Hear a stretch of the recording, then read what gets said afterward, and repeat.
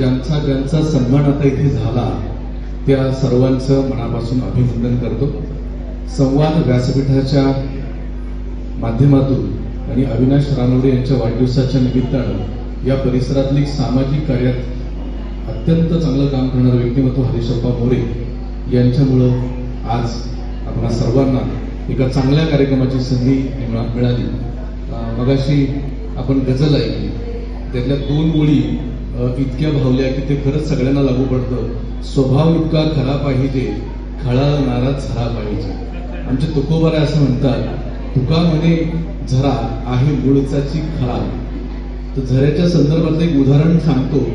तत्पूर्वी या व्यासपीठावर उपस्थित सन्माननीय कामगार नेते अरुणजी बोराडे, संत तुकाराम सहकारी साखर कारखान्याचे संचालक बाळासाहेब विनोदे, जयदीपजी माने, गोरखनाथ पाचानकर आणि जोडून सर्व सन्मान्य व्यासपीठ हरीशप्पा गंठाते आणि आपण सर्व पुरस्कारार्थी. एकदा काय झालं, झऱ्याने असं ठरवलं, बाद झाला आता खूप केली समाजसेवा, खूप जणांना झाला माझा फायदा, पण आता कशाला काय, लोकांना त्याचं पडलंय काय, लोक कुठं काय करतायत, लोकांना म्हणजे आपण किती काम केलं त्याचं काही महत्व वाटत नाही. आणि म्हणून झरा त्याने ठरवलं होतं आपण आटून जायचं. पण जसा झरा आटून गेला त्यावेळेस काठावरची हिरवळ म्हणाली, अरे दादा तू होता म्हणून आमचं जीवन होतं.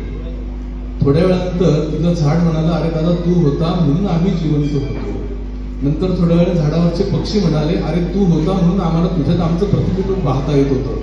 आणि असं जेव्हा त्याला ऐकायला मिळालं तेव्हा कळालं त्याला की अरे आपण जे काम करतो ते वाया जात नाही, सत्कार्य कधीच वाया जात नाही. तसं तुम्ही केलेलं सत्कार्य जे आहे हे कधीच वाया जात नाही, हे आज इथे सिद्ध झालंय. आपल्याला अनेक ठिकाणी आपण कामं केली. मी आता इथे ज्यांना ज्यांना सन्मान मिळाला, सन्माननीय प्रमोद महाराज पवार आमच्या प्रेरणा कॉलेजचा विद्यार्थी, पण कीर्तनकार, प्रवचनकार आणि महाराष्ट्रात जिथे कुठे कीर्तन सेवा असेल तिथे आमचे प्रमोद महाराज उपस्थित असतात. हरीशप्पा आपण त्यांची दखल घेतली, खूप मोठी गोष्ट आहे. हे कीर्तन चांगलं होय अंग हरिरूप, कीर्तनातून माणसाचं अंग हरिरूप होतं. आमचे दिलीप माळी सर, त्यांचा सन्मान इथे झाला. राष्ट्रीय चित्रकार, अयोध्येला राम जन्मभूमीच्या ते मंदिरात जेव्हा राम मूर्तीची प्रतिष्ठापना होती तेव्हा देशातलं 20 चित्रकारांना आमंत्रित केलं होतं, त्यामध्ये आपले दिलीप माळी सर होते. आज त्यांचा तुम्ही सन्मान. आता ज्यांनी इथे आपलं मत व्यक्त केलं, आमचा वालेकरवाडीच्या प्रेरणा शाळेचा विद्यार्थी, इतका अभिमान वाटतो की कमिशनर सुद्धा त्यांना, पिंपरी चिंचवड महानगरपालिकेचे आयुक्त, जेव्हा कचरा व्यवस्थापनात विषय येतो किंवा नदी व्यवस्थापनाचा विषय येतो तेव्हा त्याला बोलावून घेतलं जातं. गणेश बोरा, आज त्याचा इथे सन्मान झाला, किती अभिमानाची गोष्ट. म्हणजे आपण जी निवडलेली माणसं किती आशानेही बसलेले आहेत समोर, की ज्यांना ब्रेस्ट कॅन्सर झाला होता आणि त्यांनी घरात सुद्धा सांगितलं नाही की मला सगळा इलाज पूर्ण झाला, ऑपरेशन झालं आणि एवढं सगळं झाल्यानंतर त्यांनी लाईफ ऑफ ब्युटी नावाचं पुस्तक लिहिलं, ज्या पुस्तकाची 1000 प्रत हातोहात संपली आणि आता त्याची 2री आवृत्ती प्रकाशित झाली. किती अभिमानास्पद काम आहे.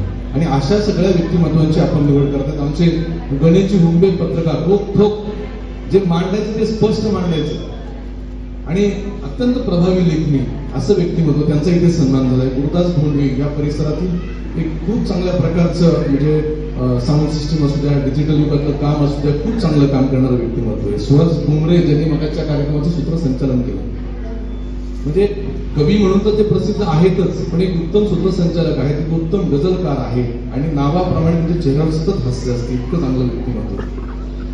त्यानंतर अविनाशजी करवंदे असतील, राहुलजी सरवदे असतील, त्यानंतर पंकज पाटील असतील, मुन्नाभाई शेख असतील, अरुण मारणे असतील, माधव पाटील असतील, पूनमजी विधाते असतील, या सगळ्यांचा सन्मान आपण केला. एकदा एका मूर्तिकाराला सहज विचारलं की तुम्ही या दगडातनं इतकी सुंदर मूर्ती कशी साकार करता, कशी म्हणजे किती भारी तुमची कला आहे. तेव्हा तो म्हणाला, मी काही करत नाही, मी त्या दगडाचा नको असलेला भाग काढतो, आतमध्ये मूर्ती असतेच ऑलरेडी, फक्त त्याला आकार देण्याचं काम आपोआप होत असतं. असंच काम आपण समाजामध्ये करत असतात. मला वाटतं या निमित्तानं म्हणजे अरुणजी बोराडे फार मोठी साहित्यिक, कामगार नेते आहे. नारायण सुरेंची एक ओळ आहे, रोजीचा रोटीचा सवा रोजचाच आहे, कधी फाटका बाहेर तर कधी फाटका आत आहे, कामगार आहे मी तळपती तलवार आहे, सारच होताना थोडासा गुन्हामी करणार आहे.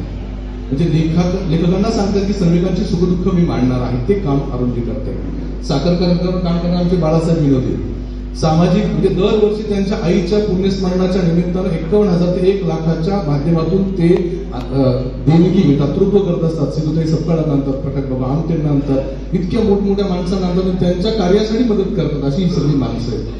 तेव्हा या कार्यक्रमाच्या निमित्तानं ज्यांना ज्यांना आज पुरस्कार मिळाला त्या सर्वांचं मी मनापासून अभिनंदन करतो.